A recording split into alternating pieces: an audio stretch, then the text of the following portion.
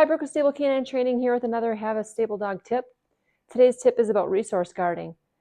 So the first thing I want to say about resource guarding is that it is a very natural thing for dogs to do. A dog is simply protecting something that they want and they don't feel like sharing it. Very normal. So compare it to if you were eating your favorite meal, whether that's a steak or for me it'd be sushi, and someone starts to reach in and touch your food, try to take your food, you're probably going to slap them away. It's very similar to that. I have a whole section of lecture in my puppy class about resource guarding, so I'm going to try to make this short and to the point, but there's kind of a lot to it.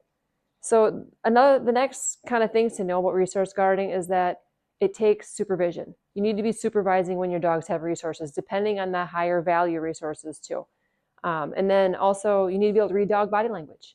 So you need to be able to see the cues when things are getting a little ugly, and you need to be a leader and give direction to the dogs on what kind of interaction you're going to allow with the resources.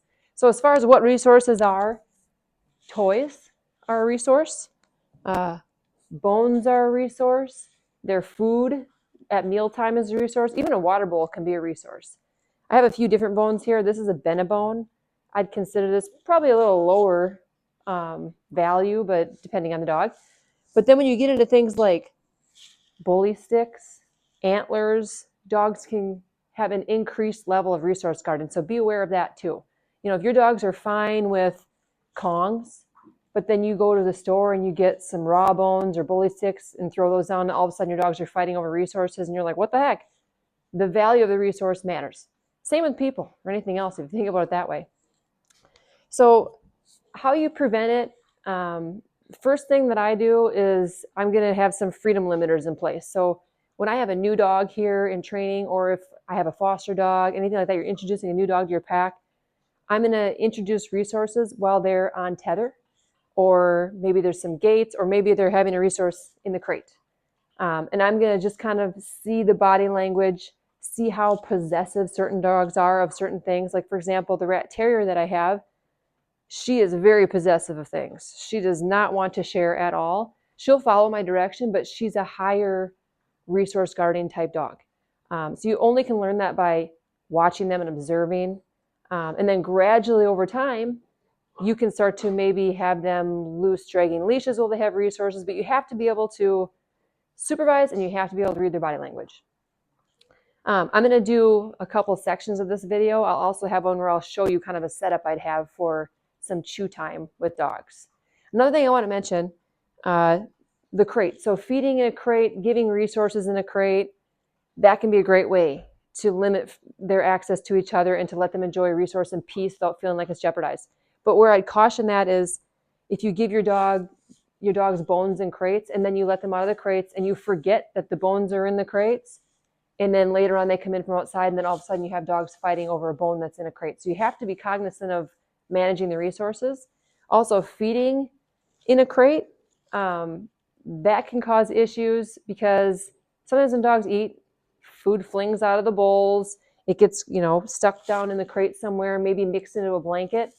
And then you let the dogs out of the crates, mealtime's over, and then again, maybe 10, 20 minutes later, they're loose in the house, and one of them notices there's some food remaining in this crate, and they're over here with their head in the crate of a different dog, and then all of a sudden you have a dog running over, being territorial of its crate because it enjoys resources in here. So kind of like you got to decide on that if your dogs can handle that. The next thing I'll mention, if you Google how to prevent resource guarding, you're going to hear all this stuff online about, pet your dog while it's eating. Put your hand in the bowl while it's eating. I don't agree with any of that. I think it's putting unneeded pressure on the dog. I don't see the purpose of it. My way that I do that is I give the dog their food in the bowls, and I'll either have them tethered or limited to a certain section of the house so they're not going to physically interact with each other. And then I'm going to set bowls down, and they're going to eat, and I'm going to walk away. I'm going to let them enjoy their resource, because my goal is that my dog knows it's safe when it has its resource. It can enjoy it. It's not going to have their resource threatened or jeopardized by another dog or me, and no one's putting pressure on them, because that just creates anxiety. That can actually create resource guarding. So I don't touch the dog at all. I let them enjoy the resource, and then when they're done eating, I'm going to pick up bowls, and put them right in the dishwasher. I talk about this in my puppy class all the time. Leaving empty bowls out, that can even be resource guard. So let's say you have them all tethered eating, food's gone, and then you untie everyone before you picked up the bowls. Dogs will resource guard over an empty bowl too. So make sure you just remove the resources before you remove the freedom. I'll do a video also, a little section of this where I'll show you my feeding setup. So that is the start of this video, so stay tuned for some clips of some examples. So here would be an example of a setup I would do to allow dogs to enjoy some resources, have a little chew time.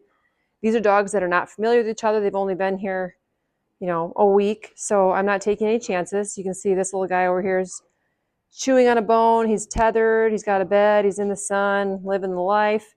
And then we have Scarlett over here. She's also tethered to the wall. She's got a cot. She has a couple bone options. And then over here is Piper. She's our rat terrier, who I mentioned is high resource guarder. She is chewing over here, and she's also tethered. So this is how they are set up. They don't have access to each other, so I know for a fact they're not going to fight over these resources. They don't have the ability to. This is how I introduce resources to new dogs. And like I said, over time, as I learn their body language and I learn those dogs, they may graduate to being loose, dragging leashes while they have resources, but I'm supervising, reading their body language, and ready to step in and give direction if I see anything going sideways. Another thing that's important to mention, when, let's say, like this little Frenchie here is chewing his resource, he's enjoying himself, I'm not going over there and petting him, taking his bone away and giving it back, doing any nonsense like that. I'm letting him enjoy his resource and feel like he can, and it's not in jeopardy and it's not threatened. I'm also going to instruct my kids or anyone who's at my house that when a dog has a bone, they are off limits. They are enjoying it, and there's no reason to put pressure on them. So that's a setup example, and I'll do another one of feeding time and how I operate that. Okay, here's an example of mealtime. So the purpose of this, of them both being tethered, is to prevent them from attempting to steal each other's food, gobbling down their food, and then running over and trying to push another dog away from their food because they got done first. All those kinds of things can create a lot of resource guarding. So I'm also doing this because I want them to be exposed to and acclimate to enjoying a resource around another dog. So they're both tethered. They cannot reach each other even if they stretch the leashes as hard as they can.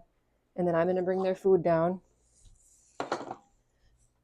Again, I'm just going to set their food down. I'm not going to put my hand in their food. I'm not going to pet them while they're eating. I also don't do a ton of telling them to wait, setting the food down, then telling them okay. I feel like that can just load dogs, make them more anxious to just wolf their food down. So I just set the food down. And now I just move away. I let them eat. I'm not staring at them, putting pressure on them. Usually right now I'd be, emptying the dishwasher or starting breakfast or something. So they're able to eat in peace.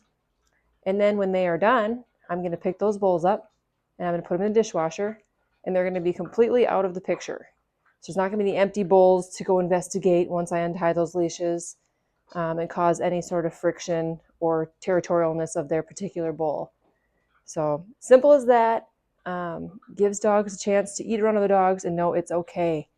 These dogs don't feel like their resource is threatened, like they need to protect it, because they trust the other dog is not going to interfere and they know the routine.